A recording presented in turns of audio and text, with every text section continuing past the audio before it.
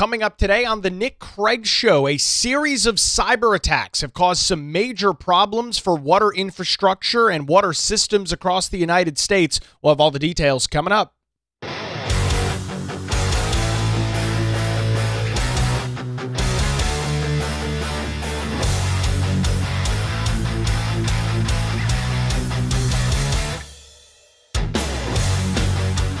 And a good Thursday morning to you. Welcome into the Nick Craig Show, streaming live this morning on YouTube, Rumble, X, and Facebook. Don't forget that you can take the show with you 24/7 on demand. It's real simple and totally free to do. Just check out the Nick Craig Show in your favorite podcast app, or you can visit the website nickcraig.com. Our program this morning brought to you by the Law Group here in Wilmington. Melissa Gott and her team for any legal questions, challenges, or concerns. LawGroupNC.com is their website. We'll hear more from them coming up a little bit later on in the program this morning. This next story that we're going to cover here on the show is something I've had in my notes now for the better part of 2 weeks. It's an important story, and it's something that, frankly, I didn't see get a lot of media attention. This goes back to late July, so back just last week, that we learned of a series of cyber attacks across the United States, particularly levied at water systems across the United States, that is and should be a cause for major alarm. Now, before we get into some of the details on this water system hack and this cyber attack there and who is likely behind it, this is a broader discussion that you've heard probably in smaller circles. Maybe you've heard some very faint discussions of it over the last 10 or 15 years or so. We have an infrastructure problem in the United States. And in this case, when I talk about infrastructure, I'm not talking about roads and bridges. That's a different discussion, a different topic for a different day. We have a weak technology infrastructure in the United States. Now, that is very predominant and a much larger discussion and issue when we look at, of course, governments and things like public utilities. Many of the computer systems, much of the technological infrastructure that makes up a lot of these very important systems, I think it is fair to say that a public utility or a government delivering clean drinking water to your house is a relatively important thing. I think almost everybody would agree on that. And so when you've got these public utilities and or governments that are using old, antiquated technology, old, antiquated hardware to run and operate these systems, it, of course, puts the entirety of the populace at risk.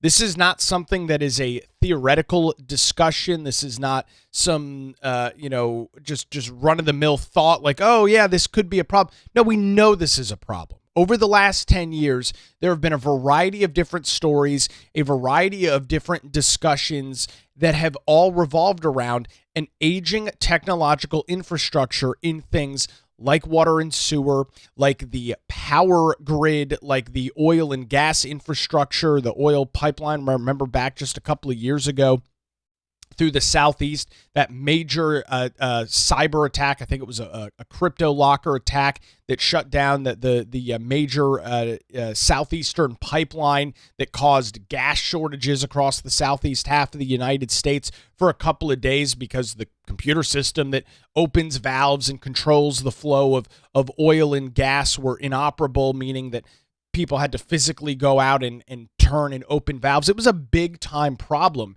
And it's frustrating from my vantage point that, every single time you turn the corner and every single time there's a budget discussion in a government entity or a public utility entity, which of course happens every single year because that's when budget conversations take place, right? There's never enough money for a variety of different things. Like, for example, and let me make sure I'm honest and clear about this.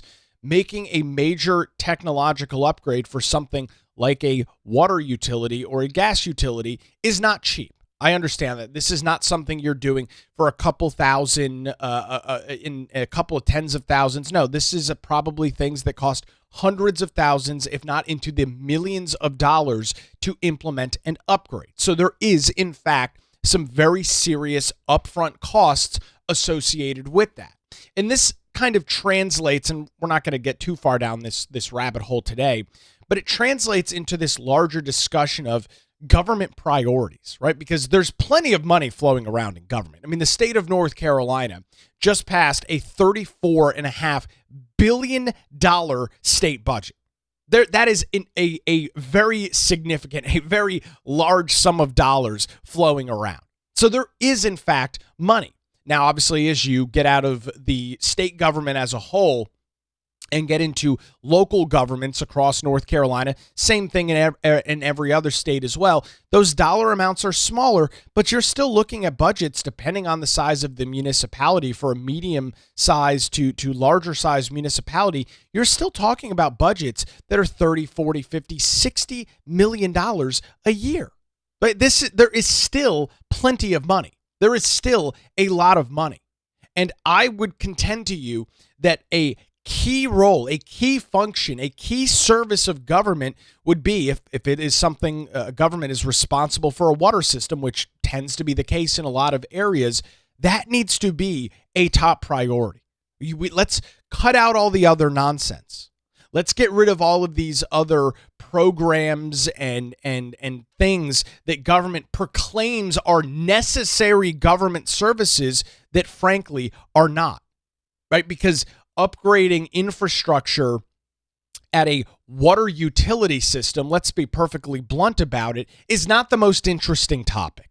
It is not going to catch the news headlines. You are not going to have people showing up to a city council or a county commission meeting expressing their support and fawning over the local government because they're investing, $2.5 million into technology upgrades at a water system. It's just not that interesting. And so I think because it doesn't really fit the bill of an interesting government project, it doesn't get the emphasis that it needs, but it should, right? When we talk about government, and you've heard me say this a lot, we talk about the role of government and core government services. Now, does government need to be involved in public utilities like water and sewer? No, they don't, but they have decided that they're going to, in large part. And so because they've made that decision, because they've determined that they are the best fit to handle something like a water utility, a water and sewer utility, well, because they've decided that, now it's their responsibility. Now it's their problem, and there needs to be serious emphasis on this. Reading some of the details, hackers have targeted water systems in several U.S. states in a coordinated cyber attack that caused some of the utilities to issue boil water notices and switch to manual mode, taking their major systems offline, according to several U.S. officials. And as I mentioned, this story seemingly did not get really any coverage at all. I saw a couple of stories over the last few weeks about it, but it didn't rise to a major national story, and this is why it's concerning. Here's the next line in the article over at CNN. It's one of the most serious cyber attacks on water systems in the United States in years, according to analysts. The U.S. Cybersecurity and Infrastructure Security Agency, the CISA, and the FBI, as well as the Environmental Protection Agency, have for the last week been scrambling to try and help secure the water facilities and ensure the safety of drinking water isn't affected. That should be and should have been a major national story last week. And don't get me wrong, there was coverage of it. There are a lot of major news outlets. I've got a couple of different articles that covered this, but I didn't see any social media chatter about this. I didn't see long stories on cable news about this. Think about this scenario and this situation on a much broader scale across the United States. Think about how quickly society will essentially collapse, no pun intended, when there's no more drinking water available. When you open up your tap in your house, turn on the sink, and nothing comes out.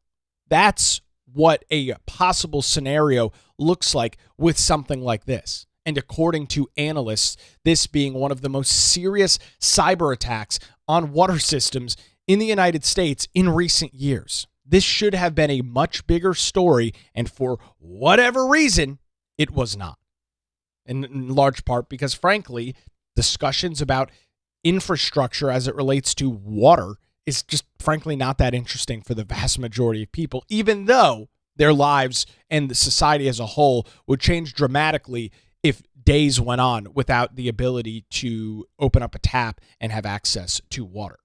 We are talking about a pretty major story, at least from my vantage point, last week as cyber attacks took place and affected major water systems across the United States. It details coming out from the CISA, that's the U.S. Cybersecurity and Infrastructure Security Agency, the FBI, and the EPA, all trying to help this situation through, make sure that water, clean drinking water, is delivered to customers across the United States. The CISA said that the hackers are, quote, targeting water entities of all sides in a warning last Thursday that urged water facilities to get vulnerable industrial equipment offline. This is the infrastructure discussion. These systems, in large part, that are controlling a lot of these public utilities, are controlling a lot of this infrastructure, is old, antiquated hardware and software that is very vulnerable because of its age. It has existed in the wild and the environment for quite some time. Many of these systems, and I don't say this lightly, but many of these systems have not been updated for 10, 15, 20 years. So from a purely cybersecurity standpoint, from an infrastructure technology standpoint, these systems are incredibly vulnerable. These systems are standing by, waiting for bad actors to compromise them. That's what happens when you don't update your infrastructure in a timely manner. U.S. and state officials are treating Iran as one of the suspects behind the attack. No surprise there at all, but have not made a formal determination of who is responsible for the attack. The first public sign of the cyber attacks came from Minnesota authorities, who said that hackers on Sunday night and Monday morning, this was last week, targeted about 30 water systems in the state. The likely desired impact of the hackers' intrusion at the water facilities was to, quote, cause a loss of system pressure and subsequent potential contamination of the water supply, said the memo distributed this week by the Minnesota Bureau of Criminal Apprehension that was obtained by CNN. So, no surprise, hackers, those bad actors, whether they are in the United States or outside the United States, you think of countries like Iran, you think of countries like Russia and China that would obviously have a vested interest in seeing major turmoil, major chaos in the United States, can get into these 20-year-old plus water infrastructure systems and shut them down. I mean, to cause a loss of system pressure. Let me break that down to you. A loss of system pressure means there's no water flowing through the pipes, or a significantly less amount of water flowing through pipes. AKA, you turn on your tap, there is very little pressure or no pressure at all. And as you see with routine run-of-the-mill water main breaks, when you have a lack of pressure through the systems, you get contamination. That's why there's typically boil water advisories when there's a major water main break, because as soon as the pressure leaves the infrastructure system, there is the ability for contaminants to seep into the system. And that's exactly what these hackers were trying to do. At a cabinet meeting Friday, President Donald Trump blamed Minnesota authorities for the hack and cast doubt on whether Iran was involved, with the president saying, Iran should be so lucky. Iran's got bigger problems than worrying about Minnesota. It was the New York Times that first reported on the possibility of the Iran connection. The hackers are targeting internet-facing programmable logic controllers known as PLCs. These are the devices that allow machinery to communicate at water facilities and other industrial plants. PLCs monitor water pressure, chemical dosing, and other features in water systems to ensure safety. So you've got these controllers that, again, monitor some of the information, flow rates, things of that nature. In many cases, these controllers can actuate valves. They can turn things on and turn things off. And unfortunately, there is a couple of things going on here. A, some of the technological infrastructure is just very old with this stuff, making it likely more prone to these attacks. There's very poor standards as it relates to cybersecurity infrastructure within a lot of these systems. Great comment coming in on the show. I was reading about it was so easy because they never changed the passwords. Things like 1111. Yeah, that's a big problem too. And that's, again, a lack of infrastructure. And it's why the title of today's show is Our Infrastructure is Weak. You've got lackadaisical policies when things like these programmable logic controllers are put online. You have either totally incompetent or just people that don't care that are installing these pieces of infrastructure and say, yeah, we're going to put an internet-connected device that is in charge of monitoring and controlling a major water system across the United States. We're going to put these things on the internet, and we're not going to change the default password. So that if at some point somebody stumbles across an IP address that happens to be a public interface for one of these programmable logic controllers, and the default password is root or default or admin or password or 1234, whatever it might be, all they have to do is try a couple of those passwords and they're in. This is not some sophisticated brute force attack where these hackers have spent months trying to compromise a system. No, it's lazy incompetence. And of course, in large part, when we're talking about these water systems, we're talking about things that are under the sole responsibility of government. It's haphazard. It's totally avoidable, totally preventable. But I guess for whatever reason, the individuals that are in charge of this stuff, is it fair to say they just don't care? Because there's no way that there's any sort of IT infrastructure or team that would allow this to happen, that would allow these instrumental devices to be essentially publicly accessible with a default password. I mean, it's like cybersecurity 101.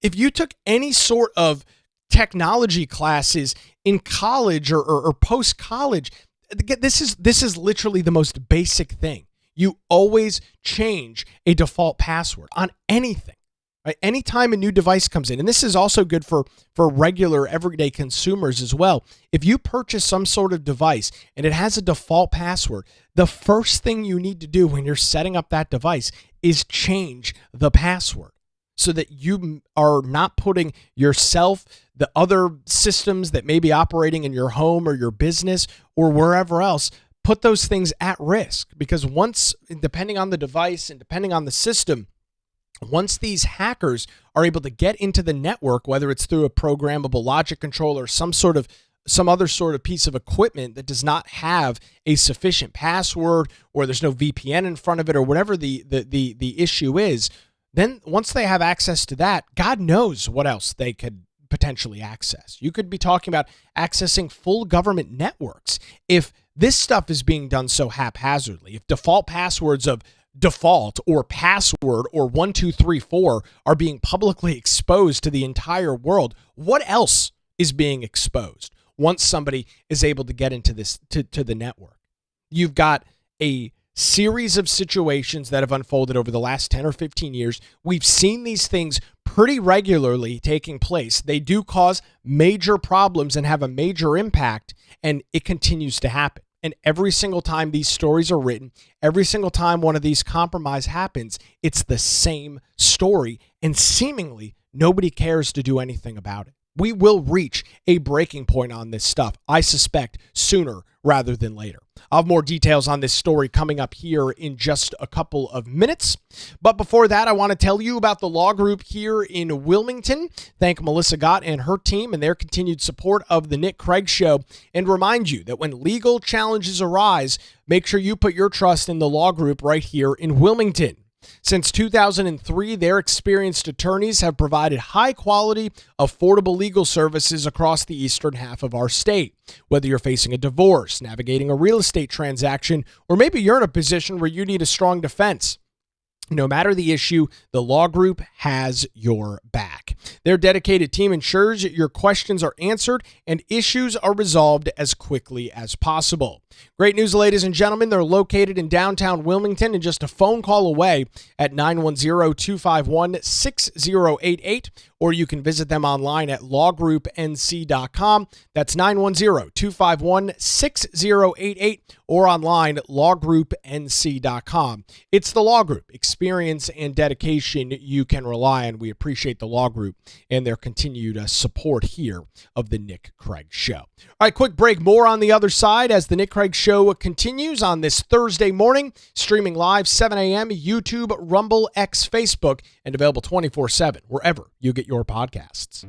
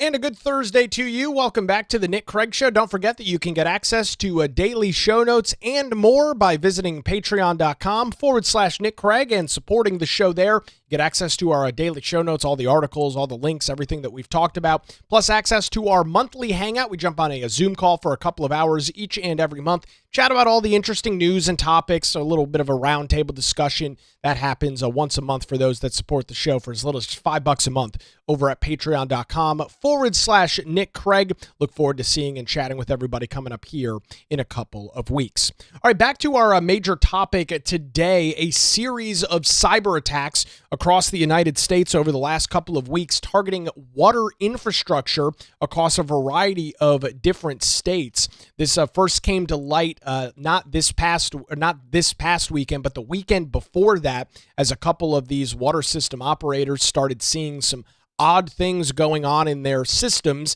and it was in fact determined that this was hackers taking advantage of, in large part, stupidly installed systems that were not properly secured and have not been properly contained. And CNN writes just as much in their article. The hacks are not complicated. This is directly from the story. The attackers are breaking into programmable logic controllers, those PLCs that are sitting online and are vulnerable for a variety of different reasons, in large part probably due to default passwords not being changed. According to Minnesota's chief information security officer, who spoke to CNN last week, he said, quote, "I suspect that those attackers are going to continue to look nationally across the infrastructure. The hackers will continue to rattle those doorknobs and try and break into systems that have weak configurations." Roughly 6 states have reported related cyber incidents over the last week, according to multiple sources that are familiar with the ongoing investigation. Officials in Wisconsin detected malicious cyber activity at their water facilities last Monday and urged utilities to take, quote, "immediate action to prevent potential serious impacts to our systems." That was according to a memo from the state's Department of Natural Resources sent out to water utilities across the state. This is where I get frustrated. This is the next line in the article. The incident is another in a series of recent cyber attacks that have raised safety concerns for U.S. water utilities. The water sector has for years struggled with funding and training to defend itself from cyber attacks. This is where I stand up a little bit on my soapbox. Struggled with funding. Government itself spends an absurd amount of money on some of the most ridiculously stupid things you can imagine. Let's just use one recent example of things that folks have determined is not necessarily a beneficial or good use of government money. How about hundreds of millions of dollars across the country that have been spent on things like, DEI initiatives, diversity, equity, and inclusion initiatives, to hire a bunch of people to come in and talk about DEI. Paying some of the DEI individuals more than $100,000 a year to manage the Office of Diversity, Equity, and Inclusion. That's what government is spending its money on. That's what they believe is an important use of taxpayer funds. And then, of course, you see this article over at CNN, and this is not a bash on CNN, because this is always the excuse. Oh, we don't have enough money. Oh, we just don't have enough. We don't have the resources. This stuff is too expensive. You got to get your priorities in line. This is a priorities problem. This is not a financial issue. This is not a monetary problem. You just have to have your priorities in line. This is not to say that government needs to cut everything out. In a perfect world, they would begin the process of doing that. But I'm a realist. I know that that's not going to happen. And so every single year, we go through this budget cycle. We go through this budget period here in North Carolina. Our fiscal year starts July the 1st of every year. So the budget cycle runs July the 1st through June 30th of the next year. And so in the beginning parts of the year, you see these budget discussions begin, budget workshops all across the state, all this money being spent on a variety of different things. It's a priorities issue. It's a priority problem. You see hundreds of thousands of dollars being given away to nonprofits and other entities in this process and that program and this and that. There's money. There's money that is available. It is not being prioritized. The Water Information Sharing and Analysis Center, known as Water ISAC, an industry hub for cyber threat data, has urged utilities to shore up their systems in the last week. According to a longtime cybersecurity specialist focused on the water sector, Gus Sierro, he told CNN last week, the scale and coordination of recent cyber attacks targeting Minnesota's water suppliers is, quote, unprecedented. Again, meanwhile, did you hear about this story at all last week?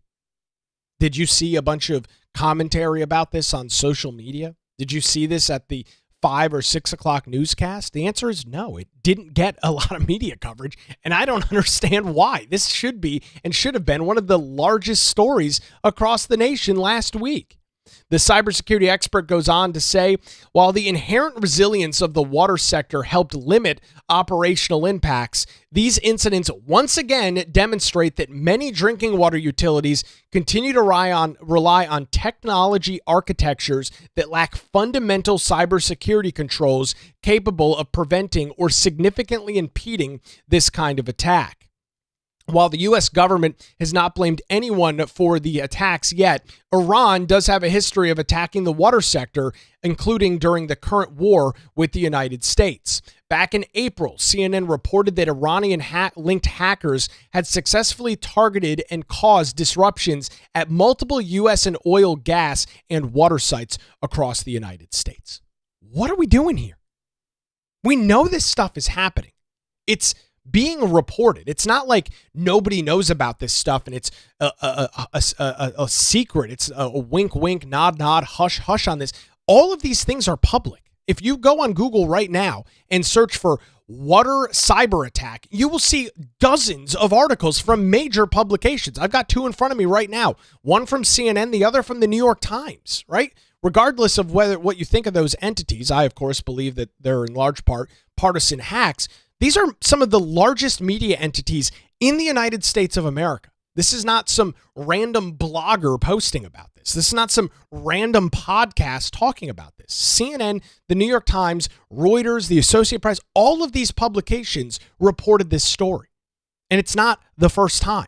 I have, over the last decade, seen stories like this on a regular basis, on a semi-consistent basis. Couple of months in between them, but the story is the same every single time. And nobody is seemingly taking it serious. And it's incredibly frustrating for me. It's incredibly annoying to watch. And then, of course, budget times come around and, we just don't have the money. We just don't have the ability. There's just not enough money to go around. We can't do this. We can't do that. Unfortunately, and I don't say this lightly, it is going to take a major attack that cripples infrastructure in the United States and that will likely lead to mass chaos across the U.S., whether it's in a region or a sector of the country. That is what it's going to take for something to change. And again, I don't say that lightly. I don't wish that that's the case, but I know how this stuff plays out, and that's exactly what's going to happen. You are going to have to see mass chaos in a major U.S. city or across a major region of the United States because of one of these cyber attacks before anything is done. Because unfortunately, as we know, there are a lot of things that government doesn't do well, and one of the biggest ones is being proactive. Government is not a proactive entity. It's not. It is always, for the most part, I'd say the vast majority of the time, it is reactive to what is going on. It is not proactive, like you see a lot of private business. They act in proactive nature a lot. Why? Well, because they need to protect their bottom line. They need to protect their employees. They need to protect their business. So you will see proactive measures taken in large part by private entities much more frequently than in government. And you know how this story will play out. Something major is going to happen. The blame will be shifted somewhere else, and then things will begin to change. When we should be doing this stuff right now, because the stories are relatively consistent. We're seeing the impact play out in real time, right in front of our eyes. And yes, the stories are written. Yes, the cybersecurity analysts and others warn this is going to continue to happen. And essentially, mum is the word. That's really what it boils down to. Nobody really talks about it. National news doesn't really pick up on it and cover it in any great detail. And then we just move on. That's what happens. We go, oh, God, that's terrible. Huh. It's crazy. Can you believe that happened? On to the next thing. Ooh, look at that shiny ball over there. Let's go talk about that. Let's go look at that. Let's move over there. I mean, it's just insane. Like we're staring down the barrel at this stuff. This is very real stuff with a very real impact, and nobody seems to freaking care. Nobody cares. You see these stories written? Have you heard any governments discuss this stuff? No, the answer is no, of course not. Because it's just frankly not that interesting for them, I guess. Incredibly frustrating to watch this play out. We are talking today on the Nick Craig Show about some major news out of a couple of U.S. states as a major sweeping cyber attack took place over the last 2 weeks on water infrastructure systems across the United States. Analysts have warned now for the better part of a decade that key portions of our infrastructure, today we're of course focusing on the water utility system, but we've seen other problems with oil and gas pipelines. We've seen issues with electrical grids as well. We've seen these stories. They continue to recur on a somewhat regular basis. And frankly, as a nation, as a populace, we are just seemingly not doing anything about it. According to Joshua Corman, an industry, a cybersecurity expert who works in this sector, he told CNN, quote, "The rising number of water compromises is deeply concerning. So much depends upon water. No water, no hospital, no kidding, in just 2 to 4 hours." He went on to say, water systems have enjoyed the benefits of remote access, but now those who wish to harm us have it too. With great connectivity comes great responsibility. We should be asking ourselves, if we can't protect it, should we disconnect it? That's the conversation that needs to be taking place. And frankly, it's just not. It's not taking place. It's not happening. And as I just mentioned a few minutes ago, the straw that breaks the camel's back on this thing is going to be a major cyber attack in a major area of the United States that cripples the infrastructure, that causes mass chaos, mass panic in the streets. You can look at a variety of different surveys and no, not even surveys, but experts that will say that if the power and the water go out for more than 48 to 72 hours, if that span of time exists where you do not have access to water, do not have access to electricity, which means, of course, food starts to spoil, you're not able to readily drink water, things get real sketchy real quick. After just a couple of days of these systems not being available, you will see a system where society literally starts to decay in front of your very eyes.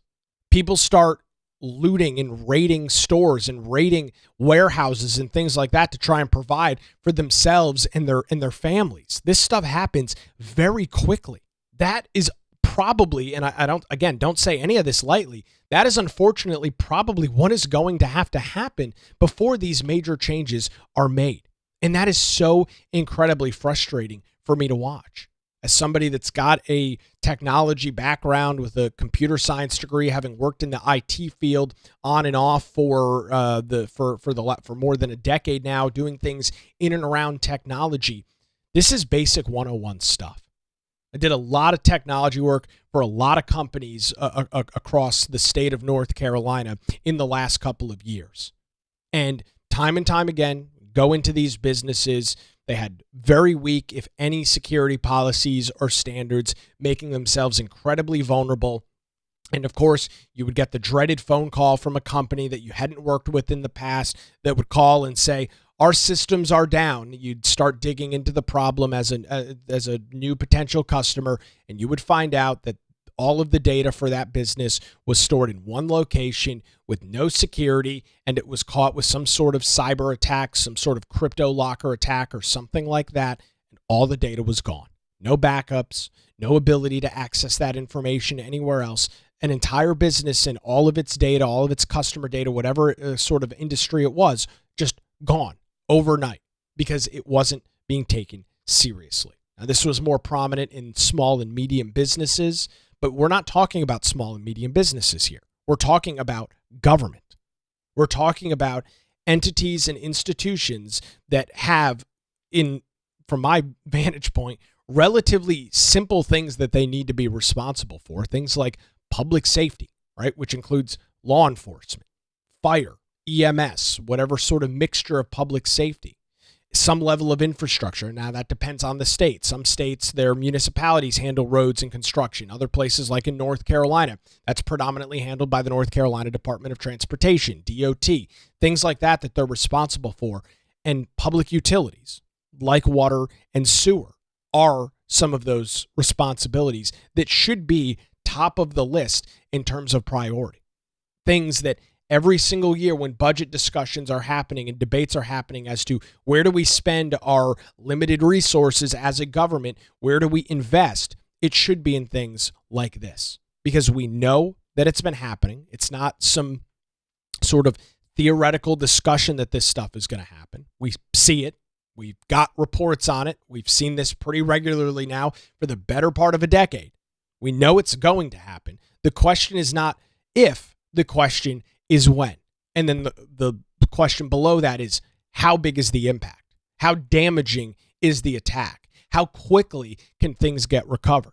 We've been fortunate in some respects that most of these attacks have not led to total destructions of these systems, have not caused mass chaos. Again, we've been fortunate that that's the case, but you can't guarantee that moving forward. There will come a time where one of these major attacks hits and it has a domino effect, a major impact on potentially an entire region of the United States. Now, fortunately, the water systems are relatively segmented off, right? You've got this decentralized thing. It's not like there's one entity that is controlling all of the water and sewer infrastructure in the United States. So that mitigates some of the risk. But a great comment coming in on the show highlighting that this will be in a highly populated area. That's, I assume, eventually what's going to happen. You're going to see a major U.S. city that has got these vulnerabilities,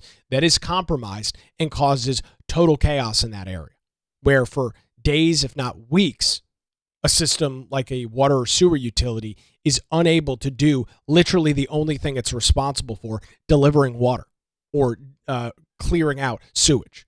It's a relatively simple thing. Now, I'm not saying the process is simple, but the goal is pretty simple. As a water utility, your job is very simple. Deliver water. Yes, there's a lot that goes into that. Yes, there's infrastructure, all of that, but that's the sole purpose. It's not like these entities, like a public water utility, is responsible for a million different things. Its sole goal is to deliver water to its customers. That's, of course, residential customers, you and I at our homes, and then all of the business elements as well. And the CNN article from one of the analysts talked about, hospitals. A lot of water being used in hospitals. What happens when the water utility is cut off there and there's no water for days? That creates some major problems. Hospitals have generators and stuff for power. They don't have major standby water standing by and ready to go. Why? Because it's kind of expensive to do. And the presumption is that a water utility is going to be able to deliver that service on a very reliable basis. That will change. There are bad actors across the world, Iran, Russia, China, just to name a few, that have a huge vested interest in what I will describe as societal collapse here in the United States. You want to make society collapse? I would argue it's pretty simple. Cut off people's power and cut off their water for a relatively short amount of time, just a couple of days, and watch what the result is. Watch the mayhem that ensues when that happens. You've all seen, read, and watched some of these like post-apocalyptic movies or TV shows, or read some of these books, and you've seen and read about this societal collapse. It's a very real thing. And it's not like it takes weeks or months to happen. It happens pretty quickly. As soon as somebody can't feed their family, their children are hungry and have nothing to drink, things get really screwy really quickly. People start making very rash decisions to try and provide for them and for themselves and their family. And it happens, again, like within the blink of an eye, within the span of just a couple of days, 36, 48, 72 hours, you see this stuff start to devolve. We need to be taking this more seriously. It is clear and obvious to me with everything that I've read over the last 2 weeks. We are not, and unfortunately, it is only a matter of time before something horrific as it relates to these water utilities, these oil and gas utilities, these power utilities happens here in the United States, and the consequences will be incredibly serious. Incredibly serious. Another great comment coming in. All you'd have to do is pop an EMP, society would begin to collapse immediately. Yeah, absolutely.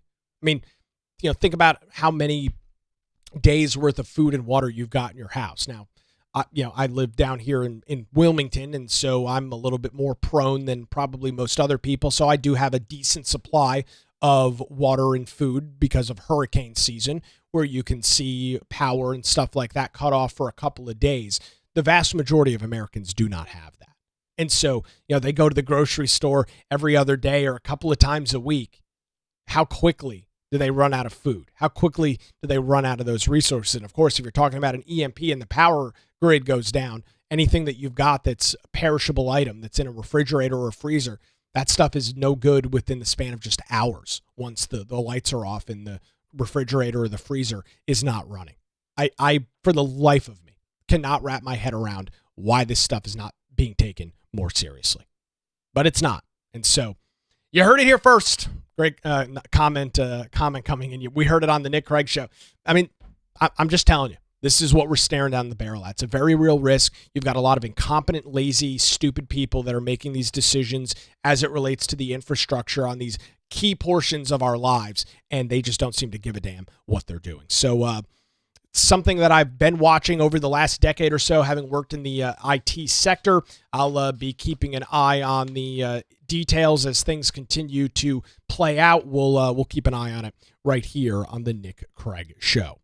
All right, that's going to do it for a Thursday edition. Thanks to the Law Group here in Wilmington for their continued support. Visit them online, lawgroupnc.com, or give them a call, 910-251-6088. The Nick Craig Show streams live weekday mornings, 7 a.m., YouTube, Rumble, X, Facebook, available 24/7 in your favorite podcast app, and is heard weeknights, 9 to 10 p.m. on WBT Radio in Charlotte. Enjoy your Thursday. We'll do it again tomorrow morning right here on The Nick Craig Show.